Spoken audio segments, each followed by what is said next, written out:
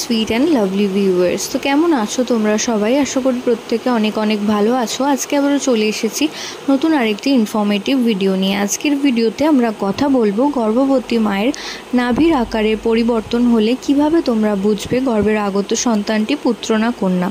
তো সেই বিষয়ে আজকের আলোচনায় সাথে থাকতে অবশ্যই চ্যানেল সাবস্ক্রাইব করে চ্যানেলের পাশে থাকার অনুরোধ রইল এবং পাশে থাকা বেল আইকন অবশ্যই প্রেস করে রাখবেন।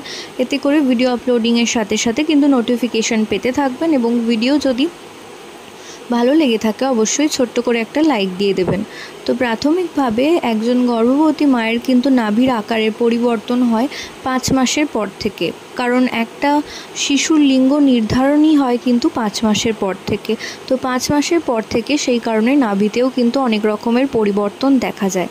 তো এই সময় যদি দেখেন কোনো গর্ভবতী মায়ের নাভির আকারের মধ্যে অনেক রকম পরিবর্তন হয়েছে, অর্থাৎ নাভিটা কিছুটা বাইরের দিকে ফুলের মতন বেরিয়ে এসেছে এবং ফুলে রয়েছে, তো সেক্ষেত্রে ধারণা করা হয় যে গর্ভের আগত সন্তানটি পুত্র সন্তান আসতে চলেছে। অন্যথায় যদি দেখেন গর্ভবতী মায়ের নাভির আকার পাল্টেছে কিন্তু সেটা কিছুটা ঘোমটা আকারে রয়েছে, ফুলে বেরোয়নি, ওপরের দিক থেকে কিছুটা মাংসপিণ্ড নিচের দিকে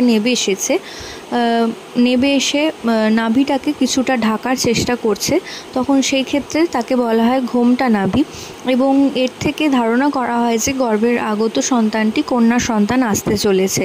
এছাড়াও যদি দেখেন মায়ের মধ্যে খাবারের প্রবণতা প্রচণ্ড পরিমাণে বেড়ে গেছে, অর্থাৎ খিদার পরিমাণ বেড়ে গেছে, তো সেই ক্ষেত্রে আপনারা ধারণা করতে পারেন যে গর্ভের আগত সন্তানটি অবশ্যই একটি পুত্র সন্তান আসতে চলেছে।